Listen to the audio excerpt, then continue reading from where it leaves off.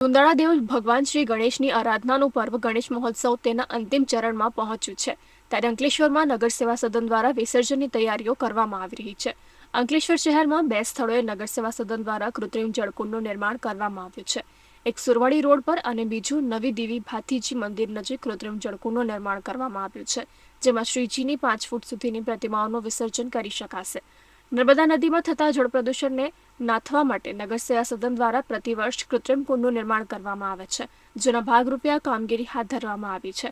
જળકુંડ ખાતે નગર સેવા સદનના ફાયર વિભાગના જવાનો તૈનાત અને વિસર્જનની પ્રક્રિયા સંપન્ન કરશે। આ સાથે વિસર્જિત થયેલા પ્રતિમાઓનો વૈજ્ઞાનિક ઢબે નિકાલ કરવામાં આવશે।